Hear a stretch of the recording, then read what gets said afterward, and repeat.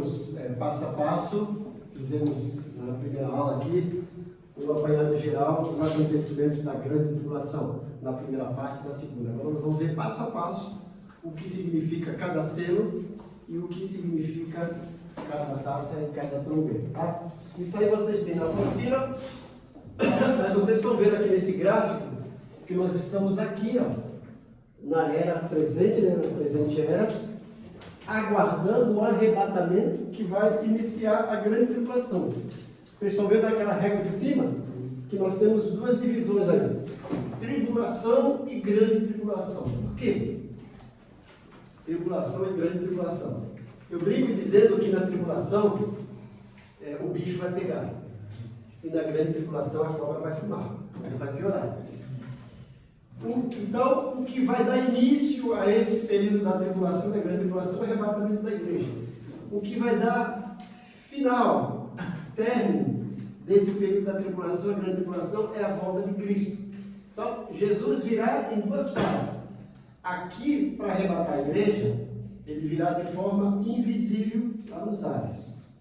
Ele virá para buscar a igreja. No final da grande tribulação, ele virá de forma visível. A Bíblia fala que todo olho o verá, principalmente aqueles que o transpassaram. Quem foi que os transpassaram? O judeu.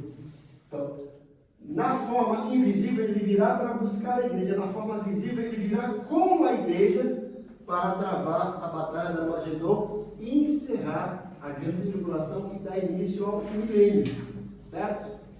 Então, vamos aqui passo a passo. Vocês estão vendo essa foto aqui? É chamado o tropel de Apocalipse, os 4 cavaleiros de Apocalipse, que são os 4 primeiros seres. Tá? A gente fala que isso aqui são os juízos de Deus sobre a terra. Então nós vamos ver isso em Apocalipse capítulo 6, até o início do capítulo 7 e depois do capítulo 8. Então isso aqui acontecerá na primeira metade da tribulação. O primeiro selo, deixa aberto Apocalipse capítulo 6, o primeiro selo que vai ser aberto é o cavalo branco, que representa o falso Cristo ou o anticristo. Apocalipse capítulo 6, versículos 1 e 2. Quem pode ler?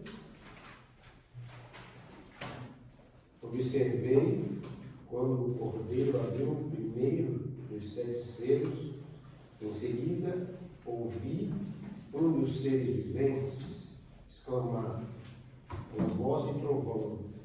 Olhei e diante de mim estava um cavalo branco, e seu cavaleiro empunhava um arco, e foi-lhe outorgada uma coroa, e ele cavalgava altaneiramente, como vencedor determinado a vencer. Então, não fala quem é o vencedor, como vencedor determinado a vencer. Então, nós entendemos que esse cavalo branco é o anticristo, certo? Abre-se o segundo selo, vai aparecer o cavalo vermelho, simboliza a guerra. Versículos 3 e 4, quem pode ler?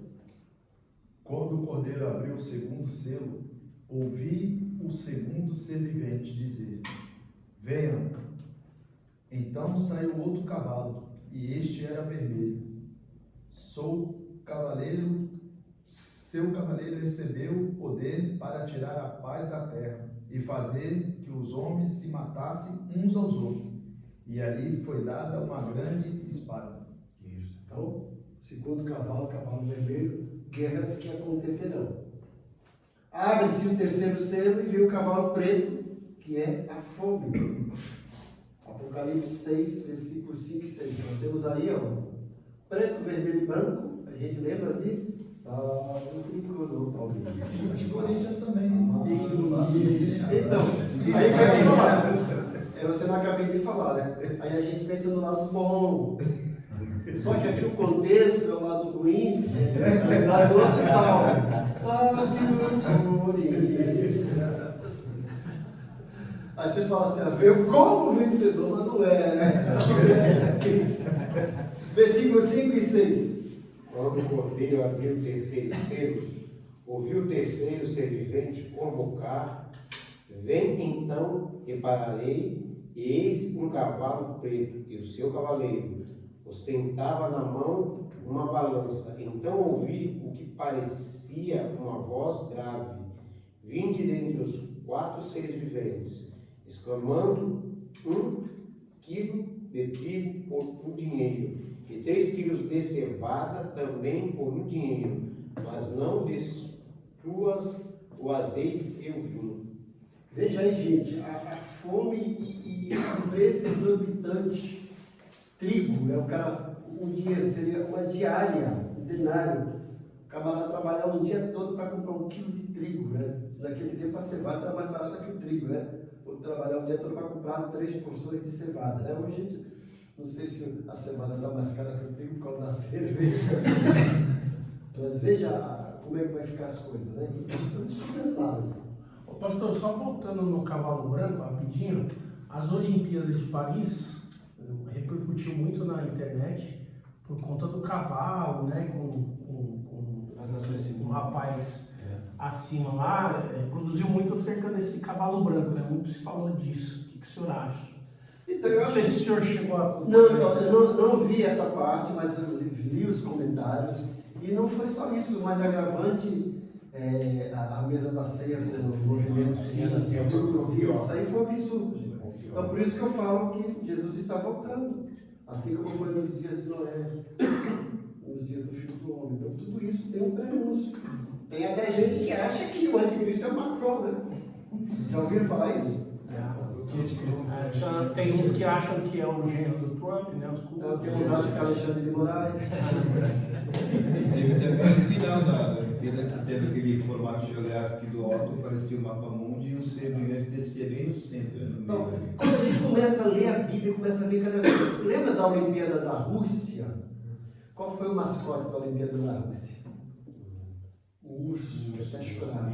Se você ler um animal lá em Daniel, vai falar sobre o urso. E qual era a sigla da Rússia antes? Ó. Só colocar o sério, União da República Socialista Soviética, né? Se fragmentou, ficou agora a Rússia, né?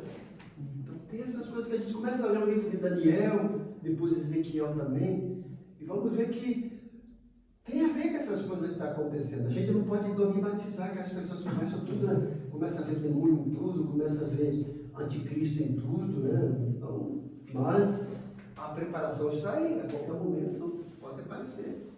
Então, eu acho que nós nunca tivemos tão perto da volta de Jesus como agora, gente. As coisas mudaram assustadoramente rápido, uma velocidade fantástica nessa era da internet, a inteligência artificial, essas coisas virtuais, é demais.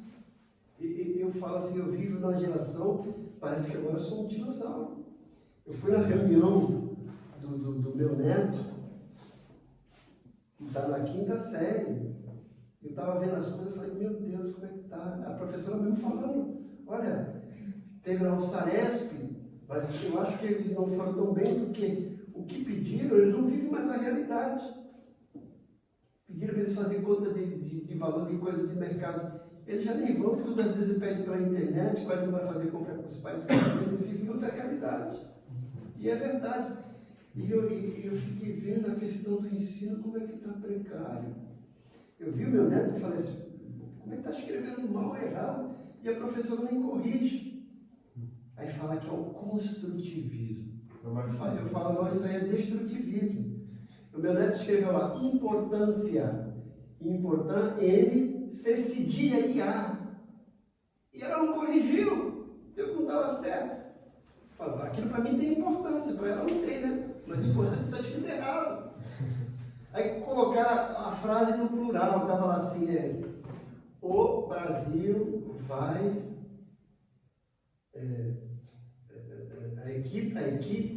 a equipe do Brasil vai trazer medalha das Paralimpíadas, né? Aí o meu neto colocou, as equipes dos Brasilos vão com M trazer medalha das Paras, depois Olimpíadas. E a professora não corrigiu. Eu vejo a que ponto nós estamos, né? Totalmente desconstruídos os valores. Mas A aí, professora mesmo ficou, falou assim, olha, eu mesmo fico assim, do jeito deles, falar alguma coisa para eles, não é a realidade deles. Fala, mas pastor. eu fico indignado, pastor, eu acho que não vai concordar, a gente vê comerciais, aproveitando esse momento político, certos professores, não, mas é que eles não estão interessados, por isso não ajudam, mas olha o senhor falando. Eles mesmos, no correr, aí é o futuro do seu neto e dos filhos da gente, amanhã na área profissional vai ficar como? E aí eu fico de mãos atadas porque ele é meu neto, não é meu filho que estivesse em casa sentado. Fica aqui, ó. Aqui tá errado, vou corrigir. A caligrafia horrível. Porque ele não escreve mais, é tudo, né? Tic, tic, tic. Quando nós estudávamos, nós tínhamos cadernos de caligrafia, aprendíamos a fazer letra cursiva, letra bastom, letra técnica, né? A gente não sabe o que é isso.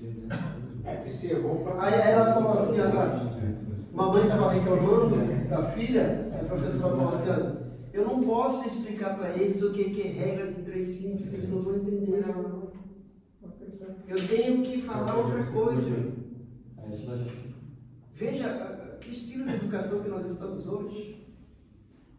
Eu fui falar para os alunos, eu falei, essas palavras são palavras homônimas, homófonas, homônimas, homógrafas. Está falando linguista aí, mas... Universitários. Eu falo, não são mais universitários, são universitários. Porque eu aprendi o que eram palavras homônimas, homófonas e homógrafas na 6ª série. Hoje até vocês ficam perdidos, não sabem mais, a gente não sabe mais o que é isso. Eu vou levar seus universitários lá para a Federal, vou falar amanhã. Precisa, né, então? Aí eu vejo, aí os camaradas se colocam, né, para falar. Eu quero cumprimentar a todos, a todas E a todos. Que besterol! Se você está se dirigindo a uma plateia mista, é todo mundo masculino, a todos. Mas não fala mudaram até todas. o hino nacional já. Tu viu? Os filhos desse pai. Primeiro que todos não existem. E depois você não precisa. 2-0 não tinha o que nem não, pastor. Não, Que mundo você vive? Eu não vivo em terra, cara. Vamos ter esse tempo. Então veja isso. Como Os você conceitos diz, estão mudando. Nós estamos perdidos. Eu falo que isso é o desconstrutivismo. Estamos desconstruindo os padrões de educação de família, que não ensinam mais as coisas hoje. O meu filho, quando estava na escola, graças a Deus, pegou uma professora, quando ele saiu para ir para o primeiro ano, ele já saiu alfabetizado. Agora você pega uma escola dominical, adolescentes que mal sabem escrever nome e não sabem ler. Por quê? As escolas não estão mais aí. Os professores já não dão mais conta. É difícil. Foi sutilmente, né, pastor? A mudança da educação no Brasil vem acontecendo sutilmente e os pais são culpa disso, parcela dessa culpa, porque deixaram na mão do Estado. Não vão nas reuniões, quando vão, ficam lá. E faz o que o pastor falou. Como eu também vejo sempre. Não olha os cadernos das crianças. A mãe, os pais não acompanham. E aí? E as crianças ficam perdidas com isso. Vai falar sobre verbos, né? O que é pretérito imperfeito, pretérito mais que perfeito, não sabe. Eu vejo lá perto aqui da casa da minha mãe, irmãos, até aqui perto da rua aqui, que tem essa senhora conhece, que ela dava de reforço, sempre por ver os pais Reforço dava com de 2S. reforço. Reforço com 2S ainda, né? Uma aula de reforço, entendeu? Uma aula de reforço já. Porque eu já vi uma placa assim, eu falei, meu Deus, eu não vou. Aqui dá C com 2S. Aula de reforço. Isso que é reforço, hein? Meu Deus! Eu não quero esse reforço. Tá bem reforçado. Veja, Júlio, quando nós chegamos, né? É o apocalipse. Tu vê cada frase, cada placa que você olha na internet, fica perdido. Pinta-se casa a domicílio. Oh, meu Deus, tu vai trazer a casa para pintar, tem que ser a domicílio. Realmente, os pais estamos certos, estamos na tribulação. Eu posso, mas eu não posso. Tá vendo? A coisa começou branca, já ficou vermelha, ficou preta. Depois a gente fica amarelo, tanta vergonha. Veio o cavalo amarelo que é a morte da educação, a morte do ensino, a morte do ser humano, a morte da família, é tudo. Mas vamos lá, Apocalipse 6, nossa aula é escatologia, não é política petedária. Vamos lá, companheiros. Apocalipse 6, 7 e 8. Quando o cordeiro abriu o quarto selo, ouviu a voz do quarto ser vivente dizer: Venha. Olhei, adiante de mim estava um cavalo amarelo. Seu cavaleiro chamava-se Morte, e o Hades o seguia de perto. Foi-lhes dado poder sobre um quarto da terra para matar pela espada, pela fome, por pragas e por meio dos animais selvagens da terra. Então, voltando um pouquinho atrás, quando eu estava no Conselho Tutelar de Santos, aí houve uma suposta denúncia lá dos conselhos, né? Aí a líder lá do CBDCA mandou lá um e-mail para a gente, né? E nessa época eu era o secretário lá, dizendo: olha, o que está acontecendo? O município está reclamando, dizendo que toda vez que liga para ir, nunca é atendido. E não era verdade, porque o nosso conselho lá da Zona Leste era o que mais atendia, o que mais fazia, o que mais produzia. E aí eu, na qualidade de secretário, fui responder, né, aquilo aí, e eu relatei os fatos que aconteceram e falei: e quando se diz toda vez e nunca, isso caracteriza-se uma hipérbole. Aí quando o camarada lá deu: ó, pastor, que palavra bonita, né? Mas não sabia o que era isso, né? Mandei para lá, olha, eu nunca mais perturbou, né? Não quis mais me hiperbolar, né? Nem sabe às vezes o que é isso. Eu falei isso não querendo desmanjar, porque estava dando aula de hermenêutica, eu conheço a figura de linguagem chamada hipérbole, é uma maneira exagerada de expor os fatos. Mas veja a que ponto uma pessoa que é presidente de uma instituição nem conhece essas palavras. Nós vimos aí, gente, o cavalo amarelo morre, muita gente vai morrer por conta disso. Né? Bom, esses 4 primeiros selos, que a gente fala que é o tropel de Apocalipse, são os 4 cavaleiros de Apocalipse. Antigamente tinha um bom livro, eu não sei se é o Gordon Lindsay, um escritor que trabalhava bastante com escatologia na época, meados de 80, década de 80. E ele tinha um livro chamado Tropel de Apocalipse. Depois abre o 5º selo, que eu falo que eu gosto dessa parte aqui, ó, em que João tem a visão das almas dos mártires da grande tribulação. Veja lá, versículo 9 a 11 do capítulo 6.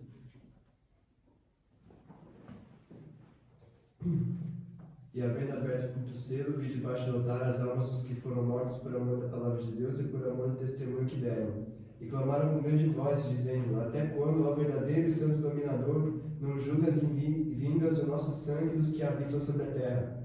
E foram dadas a cada um compridas vestes brancas, e foi-lhes dito que repousassem ainda um pouco de tempo, até que também se completasse o número de seus conservos e seus irmãos, que haviam de ser mortos como eles foram. Tá vendo?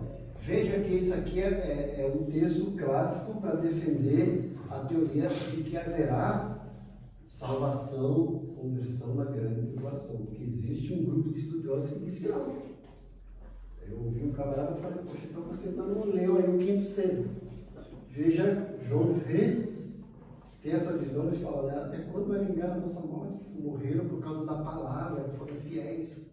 E eu gosto quando ele fala: até quando o justo e verdadeiro dominador? Ele está dizendo: ó, o cordeiro realmente é o justo e verdadeiro, porque o que está lá não é o verdadeiro, não é justo.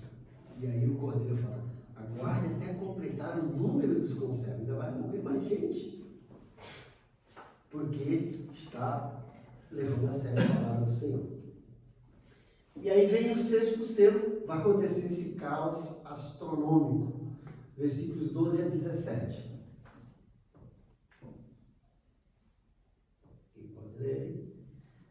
Observei quando ele abriu o 6º selo, e houve um grande terremoto. O sol ficou escuro como tecido de crina negra. Toda a lua tornou-se vermelha como sangue, e as estrelas do céu caíram sobre a terra, como figos verdes. Como figos verdes caem da figueira, quando sacudidos por um vento forte. O céu se recolheu como se enrola um pergaminho, e todas as montanhas e ilhas foram removidas de seus lugares. Então os reis da terra, os príncipes, os generais, os ricos, os poderosos, todos escravos e livres, se esconderam em cavernas e entre as rochas das montanhas. Eles gritavam: as montanhas e as rochas caiam sobre nós, e esconda-nos da face daquele que está assentado no trono e da ira do Cordeiro. Pois chegou o grande dia da ira deles, e quem poderá suportar? Isso. Vocês perceberam, gente, que nós não chegamos no sétimo selo. Mas o sétimo selo é apenas a preparação para as trombetas. Mas se nós olharmos tudo isso aqui, isso dá margem até para uma suposta teoria de que a igreja vai ser arrebatada na metade da grande tribulação ou após. Porque as pessoas falam assim: olha, já tem um bocado de falsos cristos aparecendo aí, um bocado de hereges. Porque tem gente aparecendo dizendo que é Jesus, tem um colombiano dizendo que é Jesus, que já apareceu. Tem o Ing, lembra? O Ing dizendo que é Jesus. E esse camarada escolheu o nome certo, Ing, né? Mas ele disse que é Jesus. Então eu quero falar, não, os falsos cristos já apareceram. Guerra, está tendo guerra direto. Fome, gente. Tem fome no Brasil. Morte, o que tem de morte. E aí fica, e as almas dos mártires? Aí as pessoas falam, não são da grande tribulação, são os mártires das igrejas perseguidas nesses países aí que estão. É a tese que eles defendem. Eles falam Vários lugares a lua já ficou vermelha, queda de meteoro, de estrela. Então é um pouquinho, mas o próprio Jesus falou que isso é apenas o princípio das dores. Ainda não é. Fala aí. Não, só eu acompanho um pastor, eu vou até citar o nome dele, é o pastor César Cavalcante. Ele faz muitos debates e ele citou lá algumas coisas, eu até anotei, eu até ia perguntar para o senhor. O pós-tribulacionista, ele afirma o seguinte: a igreja sempre sofreu perseguição. E o segundo ponto que ele defende: a Bíblia adverte sobre a apostasia nos últimos tempos. E o terceiro aqui é que ele fala que a Bíblia promete livrar a igreja da ira vindoura. Então, assim, eu não sou pós-tribulacionista, eu creio no pré e sou pré. Mas esses argumentos que ele usa, se uma pessoa que não consegue ter essa visão que nós temos, porque eu entendo também que essa visão pré-tribulacionista, ela é mais ligada à letra, ao estudo, e também muito por parte da nossa fé, da redenção pela nossa conduta. Mas ele falando essa questão que a igreja sempre sofreu perseguição, a Bíblia adverte sobre a apostasia, dá a entender que, de alguma certa forma, assim, para mim, faz um pouco de sentido o pós-tribulacionista. Faz, gente. O pós-tribulacionista é bem veemente nas suas colocações, nos seus argumentos, muito mais do que o médio e que o meso. Certo? Agora, quando eu entrar nessa parte para defender e colocar, na apostila vocês vão ver que nós temos todas as teorias. Quando a gente lê Apocalipse, capítulo 1, versículo 19, que João, o Espírito fala assim, escreve as coisas que são, as que estão acontecendo, as que hão de vir. Então coloca Apocalipse em 3 estágios, passado, presente e futuro. E quando a gente começa a ler Apocalipse, parece que é o filme que ele vai falar. Depois dessas coisas viu, depois dessas coisas. Até o capítulo 3 a gente vê igreja, do capítulo 4 em diante não vê mais igreja em Apocalipse. E aí quem defende o pós-tribulacionismo, ele é um pouco dispensacionalista, que acredita que as 7 igrejas não são igrejas reais, geográficas, históricas, né? E contextuais, mas são históricas. E aí fala sobre essa questão. Para uma igreja deixa de livrar, vou te livrar da grande tribulação que é de vir. Aí eles colocam isso como se fosse uma igreja de dispensação. E a gente vai ver que as igrejas de Apocalipse não são dispensacionalistas. Eram igrejas históricas, geográficas e tempo do tempo mesmo. E a gente estuda porque cada apresentação de Jesus e cada argumento e promessa tinha a ver com o contexto geográfico, histórico daquela igreja, daquele local. E aquelas igrejas existiram, estavam lá. Então a gente precisa ver isso. Mas quando a gente, mais à frente na apostila, eu vou colocar os argumentos passo a passo. Depois tem uma parte da apostila que nós vamos colocar os eventos cronológicos, tudo que vai acontecer em ordem cronológica, e até mesmo para defender a tese do pré-tribulacionista, tá, gente? Mas, como eu falei, a gente olha aqui e fala assim, olha, da margem, essa margem é até mais para Neto, que vai ter a primeira parte, a igreja vai ser arrebatada, porque depois que começa, que o bicho vai pegar, né? Porque até então aí, né, o bicho está pegando, a cobra não fumou ainda. Aí vem o 7º selo, que é o silêncio, preparação das trombetas, que é Apocalipse capítulo 8, versículo 1 em diante. Vamos lá. Quando ele abriu o 7º selo, houve silêncio nos céus cerca de meia hora. Tá vendo aí? Como eu falei, brincando, não tem pentecostal nem mulher no céu nesse período aí. 30 minutos de silêncio. Brincadeira, vamos lá. Tem que ficar quieto, só tem um desse de mulher hoje. A gente fala, não. Até qual cabana? Vamos lá. Até qual que é? Vai. Depois dessa, ele quer que Vai. Vi os 7 anjos que se acham em pé diante de Deus. A eles foram dadas 7 trombetas. Até aí, tá vendo? É preparação, abriu o 7 selo, agora é preparação para 7 trombetas. E aí vai começar o segundo período da grande tribulação, tá? Então o 7º selo é só o silêncio, que é a preparação do que há de vir. E aí nós temos aqui esse outro gráfico para vocês entenderem, gente. Olha lá em cima, ó, arrebatamento, volta de Cristo, e aqui embaixo vocês estão vendo a igreja, e aqui, ó, foguinho e fogão, né? Metade de tribulação e, como eu falo, na primeira parte o bicho vai pegar e outra cobra vai fumar. Bom, estamos lá, aqui, nós estamos aqui na presente era. Quando Jesus arrebatar a igreja, vai ter a tribulação dividida em tribulação e grande tribulação. Jesus volta para a igreja para estabelecer o milênio. E como é que vai ser aqui na terra? Vamos lá. Os eventos. Quando a igreja for arrebatada, no poder do Espírito Santo, vai começar aqui o período da grande tribulação. Nós vamos mostrar por que nós acreditamos. Porque vocês vão encontrar professores estudiosos defendendo de que o Espírito Santo vai ser tirado da terra. E nós vamos explicar por que não acreditamos nisso.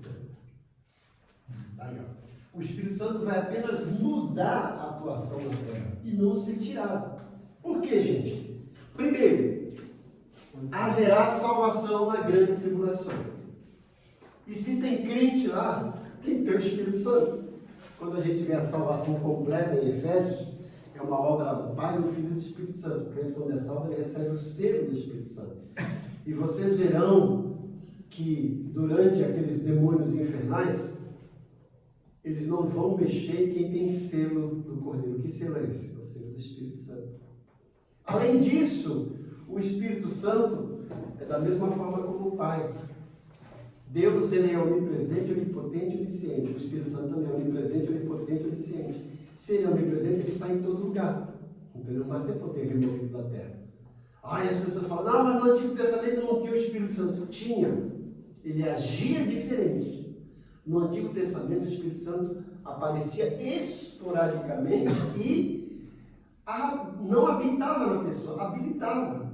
Deu poder para Sansão, deu poder para Davi, para profetizar, até para Saul profetizar, teve os profetas.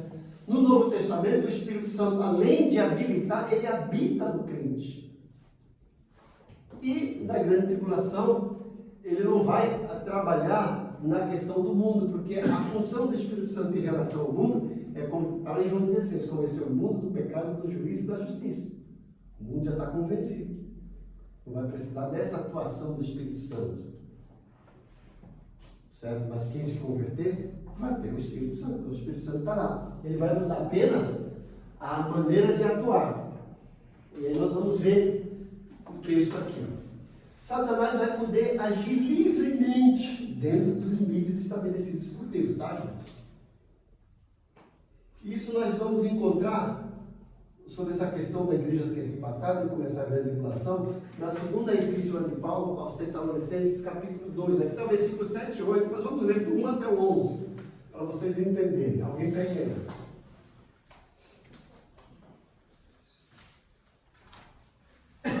2 Tessalonicenses, capítulo 2, versículo 1.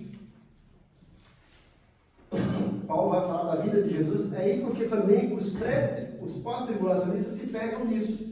Mas Paulo está falando, usando outra palavra sobre a vida de Jesus, está usando parousia, é a vinda física de Jesus aqui na terra, vinda visível. Na apostila eu coloco essas duas posições. Quem pode ler? Caros irmãos, quanto ao retorno do nosso Senhor Jesus Cristo, é a nossa reunião com Ele.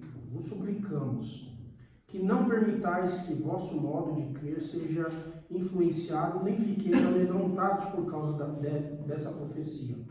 Palavra ou carta atribuídas indevidamente à nossa autoria, como se o dia do Senhor já tivesse chegado. Dá uma parada aí, gente. Paulo escreve isso porque surgiu um boato na igreja de Tessalônica que o Senhor Jesus já tinha voltado. Vocês vão ver que lá no capítulo 4 ele fala assim: olha, voltem a trabalhar, quem não trabalha não come. Porque muita gente abandonou sempre, porque Jesus já voltou. E Paulo está dizendo: olha, eu já falei, calma. Nem que. E o que aconteceu? Ele fala: uma suposta carta. Essas pessoas, para darem crédito na teoria delas, mandaram uma carta, como se fosse Paulo e os seus companheiros. Paulo falando: não mandamos carta. Calma que eu vou ensinar isso para vocês. Preste atenção, continua. Não vos deixeis enganar de forma alguma por ninguém. Portanto, antes daquele dia virá a apostasia, e então será revelado o homem da iniquidade, o filho da perdição. Então, Paulo está dizendo que antes dele vir, haverá o ministério da apostasia. Nós estamos vendo que o ministério da apostasia está acontecendo. Mas fala que virá o filho da perdição, o anticristo. Continua. Aquele que se opõe e se exalta acima de tudo o que se chama Deus ou é objeto de adoração, a ponto de se assentar no santuário de Deus, apresentando-se como Deus. Está vendo? Ele vai entrar no Santo dos Santos e se declarar Deus. Isso vai acontecer na metade da grande tribulação. Agora Paulo continua. Não vos lembrais de que eu costumava compartilhar convosco acerca desses acontecimentos? No entanto, vós sabeis o que o está detendo nesse momento. Para Paulo está dizendo assim: olha, existe uma coisa que está detendo ele. Continua. para que ele seja manifesto no seu devido tempo. Na realidade, o ministério da iniquidade já está em ação, restando tão somente que seja afastado aquele que agora o detém. Então, afastado. O Paulo está dizendo que tem alguma coisa que detém, e que esse anticristo, o filho da perdição, que se opõe a tudo que é Deus, mas que vai se declarar como Deus, ele só vai aparecer quando algo que o detém sair aqui da terra. O que é esse algo? A igreja no poder do Espírito Santo. Como eu falei, o Espírito Santo não pode ser. É a igreja. Então, por isso que nós acreditamos na teoria da pré-tribulação. Pré-tribulacionista. Continua. Olha o que esse homem vai fazer. Então será plenamente revelado o perverso, a quem o Senhor Jesus matará com o sopro da sua boca e destruirá pela gloriosa manifestação da sua vida. Continua? Até 11, né? Ora, o aparecimento desse anticristo é de acordo com a ação de Satanás. Está vendo? Satanás vai dar poder para ele. Continua. Com todo o poder, com sinais e maravilhas ilusórias, e com todas as artimanhas e enganos provenientes da injustiça para os que estão perecendo, porquanto rejeitaram o amor à verdade que os poderia salvar. Está vendo, né, gente? Ele vai iludir muita gente, realizando maravilhas e prodígios do engano. É o que o anticristo vai fazer. Quando a gente estuda, a gente vai mostrar isso aqui também, o livro de Daniel, o sonho de Nabucodonosor, no capítulo 2 de Daniel, daquela grande estátua. Ali mostra a sucessão dos 4 grandes impérios, para mostrar como a Bíblia é fantástica. Quando Nabucodonosor tem aquela visão, e que Daniel interpreta, tudo aquilo não era nem presente, ia ser futuro. Para a gente, quase tudo já aconteceu. Cabeça de ouro, Império Babilônico, que depois foi derrubado, e ele fala sobre o peito e os braços de prata.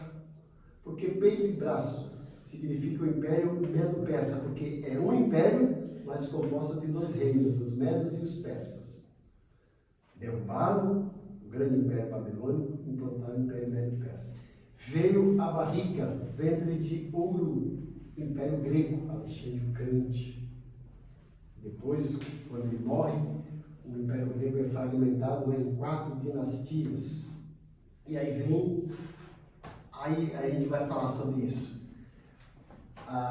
As pernas e os pés de barro e ferro.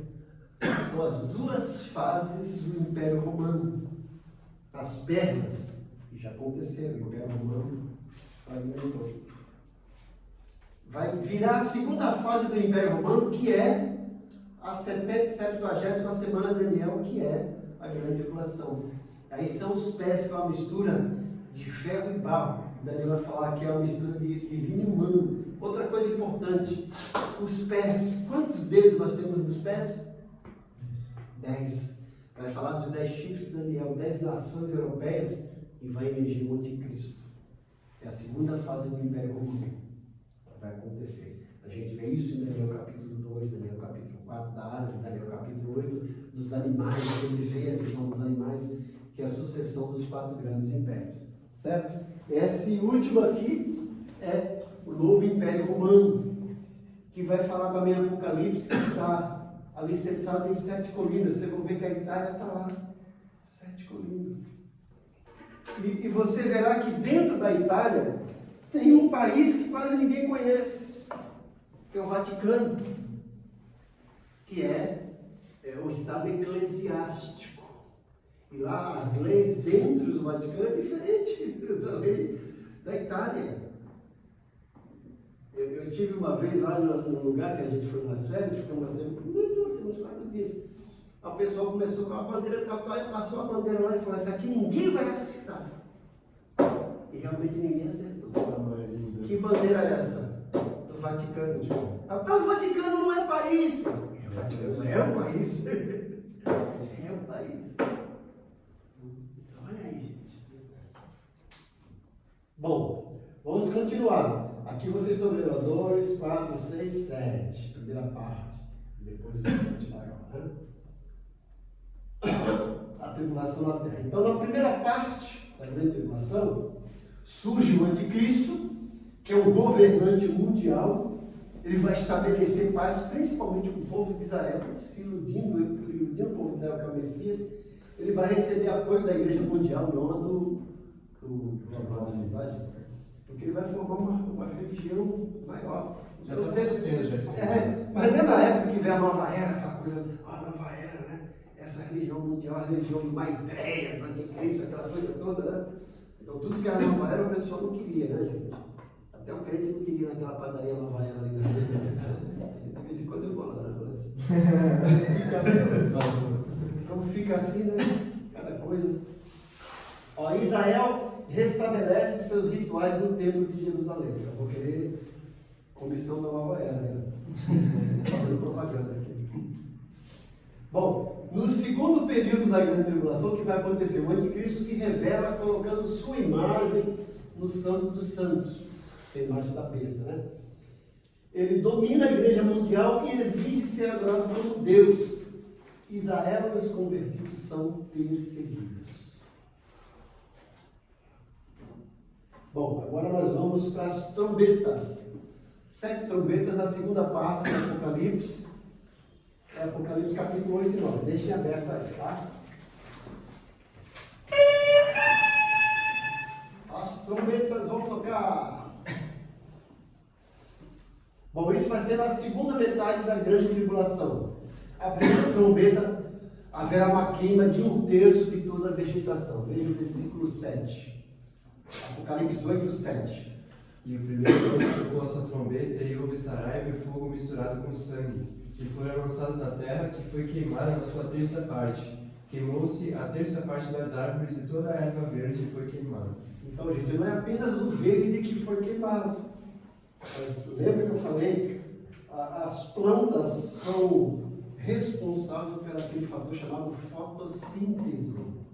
de transformar o gás carbônico que a gente espera, que é um gás venoso, em oxigênio que é necessário para a nossa sobrevivência. Essas queimadas aí no Brasil a gente já está sentindo, né? Então imagine agora 1/3 de toda a vegetação do mundo ser totalmente destruída. E aí os palmeirenses vão gostar, né? Bom, a segunda trombeta, 1/3 do mar é atingido, versículo 8 e 9. A gente brinca com os palmeirenses, a origem dos palmeirenses está lá, quando Jesus expulsa o demônio dos gadarenos. Quando eles entraram, os porcos. Os porcos tristes. Vocês são palmeirenses? Só são sorrindo, né? Está chegando, já está chegando a perto, né? Só ganhando, só 5-0. Vamos lá, 8 e 9. O segundo anjo tocou a sua trombeta e algo como um grande monte em chamas foi lançado ao mar. 1/3 do mar transformou-se em sangue. Morreu 1/3 das criaturas do mar e foi destruído 1/3 das embarcações. Então veja que aqui as trombetas é sempre 1/3. Tá? Vegetação, mar, e agora vem os rios. 1/3 dos rios atingidos, muitos homens morrem. Mulheres também, tá? No início ficou contente, é só homem, não, tem mulher também. Versículos 10 e 11. Então o terceiro anjo tocou a sua trombeta, e uma grande estrela queimando como uma tocha caiu do céu sobre a terça parte dos rios e sobre as fontes de águas. O nome dessa estrela é Amargura. A terça parte das águas se tornou amarga, e por isso muitas pessoas morreram ao beberem daquelas águas. Então alguma versão fala absinto, né? Isso, meu tá absinto. Absinto. Dentro fala Essa aqui é uma planta bem amarga, que eu falei que aqui no Brasil o que mais se aproxima é a planta chamada alosna, que é bem amarga, né? E esse veio, vai cair, vai poluir os rios e 1/3, tudo vai ser destruído. E aí vem a quarta trombeta e vai acontecer cataclismas astronômicos em 1/3 dos astros celestes. Versículo 12. O quarto anjo tocou a sua trombeta, e foi ferido 1/3 do sol, 1/3 da lua e 1/3 das estrelas, de forma que 1/3 delas escureceu, e 1/3 do dia ficou sem luz, e também 1/3 da noite. Tá vendo? É um eclipse parcial, 1/3. Eu falo que quem gosta disso aí é o PT, que eles falam que são religiosos, né? Que tudo que eles levam 1/3. Né? Levam 1/3.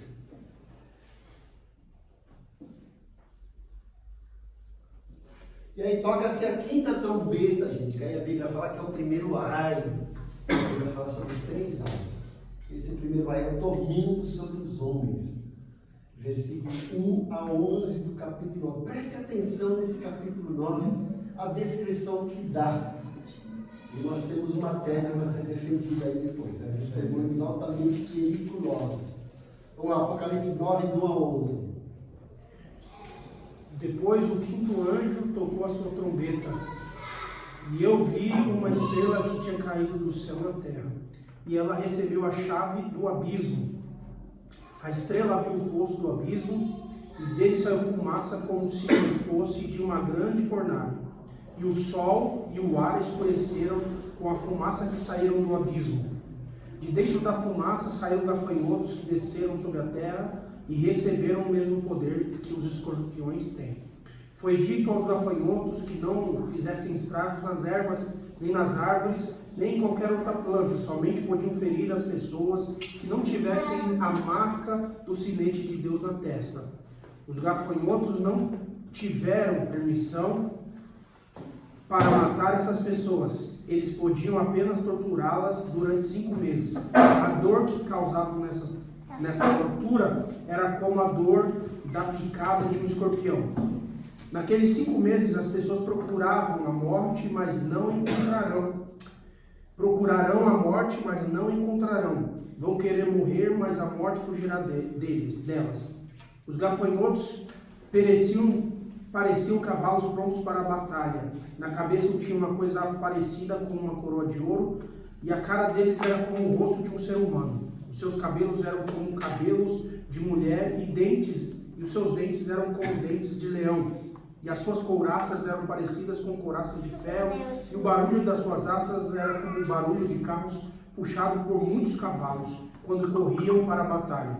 Os gafanhotos tinham rabos e ferrões como os escorpiões, e era como os rabos que tinham o poder de ferir as pessoas por 5 meses. Eles tinham um rei que os governava, que era o anjo que tomava conta do abismo. O seu nome em hebraico é Abaddon, e em grego Apolion. Isso quer dizer o destruidor. Tá vendo, gente? Ele descreve isso de uma forma assustadora. Parece filme de terror, né? Parece uma mistura de Freddy Krueger com Jason. Mas veja, ele está falando sobre gafanhotos e escorpiões. Mas veja, gafanhoto só destrói verde, não vai destruir nada de verde. Fala que eles têm um rei. O provérbio fala que gafanhoto não tem rei. Mas fala que eles têm esse rei e que vem do abismo, do inferno. E que o nome desse rei aí é hebraico, é Apolion ou Abaddon, que é o destruidor. Quem é o destruidor? Satanás. Então nós acreditamos que esses seres que João descreve são demônios altamente periculosos. Nós vamos ver na próxima aula, que o tempo já foi, nós vamos mostrar um pouco quem são esses demônios. Judas e Pedro fala que Deus reservou em cadeias demônios que serão soltos no dia da destruição. Pai. Esses demônios vão fazer mal para os homens que têm a marca da besta durante 5 meses. Eles vão pedir a morte não veio. Então, a hora que vem, se prepare que eu vou trazer muita heresia para você. Mas essa é a quinta trombeta, que é o primeiro alho. Mas temos ainda a sexta trombeta, gente. Vai se juntar depois, ó. Primeiro eles são atormentados durante 5 meses. Quando eles pensam que acabou, virá um exército de 200 bilhões de demônios. Apocalipse 9, do 3 a 21, que vai matar 1/3 dos homens. E mulheres também, tá nisso? Vamos lá, versículo 13 a 21 de Apocalipse 9, e a gente acaba por aqui. O sexto anjo tocou a sua trombeta, e ouviu uma voz que vinha das portas do altar de ouro, que está diante de Deus. Ela disse ao sexto anjo, que tinha a trombeta: solte os 4 anjos que estão amarrados junto ao grande rio Eufrates. Os 4 anjos que estavam preparados para aquela hora, dia, mês e ano, foram soltos para matar 1/3 da humanidade. O número dos cavaleiros que compunham os exércitos era de 200 milhões. Eu ouvi o seu número. Os cavalos e os cavaleiros que vi em minha visão tinha este aspecto. As suas couraças eram vermelhas como fogo, azuis como jacinto e amarelas como enxofre. A cabeça dos cavaleiros parecia a cabeça de um leão, e da boca lançava fogo, fumaça e enxofre. 1/3 da humanidade foi morto pelas 3 pragas de fogo, fumaça e enxofre que saíam da boca dos cavalos. O poder dos cavalos estava na boca e na cauda, pois a cauda deles era como cobra, com a cabeça feriam as pessoas. O restante da humanidade, que não morreu por essa praga, nem assim se arrependeu das obras das suas mãos. Eles não pararam de adorar os demônios e os ídolos de ouro, prata, bronze, pedra e madeira, ídolos que não podem ver, nem ouvir, nem andar. E também não se arrependeram dos seus assassinatos, das suas feitiçarias, da sua imoralidade sexual e dos seus roubos. Tá vendo? Junta-se depois desses demônios que são soltos, que atormentam os homens durante 5 meses, vem 200 milhões de demônios que destroem 1/3 de toda a humanidade. Essa é a sexta trombeta. Pastor, Aí vem a sétima, só para terminar aqui. Que haverá grandes vozes, relâmpagos, trovões, terremotos e saraivada. Apocalipse 11, do 15 a 19. Segura um pouco ainda ali. Leia o versículo 15 a 19. Aí eu já respondo. Eu já ouço primeiro para responder. O sétimo anjo tocou a sua trombeta, e houve fortes vozes nos céus que diziam: O reino do mundo se tornou de nosso Senhor e do seu Cristo, e ele reinará para todo sempre. Os 24 anciãos que estavam assentados em seus tronos diante de Deus, prostraram-se sobre seus rostos e adoraram a Deus, dizendo: Graças te damos, Senhor Deus Todo-Poderoso, que és e que eras, porque assumiste o teu grande poder e começaste a reinar. As nações se iraram e chegou a tua ira. Chegou o tempo de julgares os mortos e de recompensares os teus servos, os profetas, os teus santos e os que temem o teu nome, tanto pequenos como grandes, e de destruir os que destroem a terra. Então foi aberto o santuário de Deus nos céus, e ali foi vista a arca da sua aliança. Houve relâmpago, vozes, trovões, um terremoto e um grande temporal de granizo. Então, essas trombetas aí, na segunda metade da grande tribulação, Deus está começando a dizimar a humanidade. 1/3 de tudo é destruído. Depois viram as taças que destruíram o restante. Fala, Danilo. Não, eu tenho uma pergunta desses demônios que estão aprisionados. Eles estão aprisionados aqui, Não. no planeta. Não. Nós vamos fazer isso a semana que vem. Temos todos esses textos aqui para provar essa tese, que para muitos é uma heresia. Esses demônios, nós temos 4 palavras gregas para inferno: Hades e Seol, certo? Temos Tártaro e Geena. Hoje, os demônios e quem morre sem Cristo está lá numa espécie de pré-inferno, Hades e Seol. Tártaro são esses demônios altamente perigosos que estão presos e que serão soltos aí na 5ª e na 6ª trombeta, né? Para causar esse dano. Estão presos aonde? No abismo? É uma espécie de abismo, são cadeias, é uma espécie de inferno. É uma espécie de, como eu falo, de pré-inferno. São regiões celestiais. Você vai ver que Pedro fala que quando Jesus ressuscita, ele vai pregar para esses espíritos em cadeias. Uma espécie de inferno. Desceu aos lugares baixos do inferno. Depois disso, quando acontecer, vai o Geena, que vai ser lançado a besta, o falso profeta, o diabo e todos os seus anjos do Geena, que significa fogo eterno. Nós vamos explicar essa hora que vem, tá? Para trazer essa tese aqui, tá bom? Deus abençoe vocês. Estão por aí.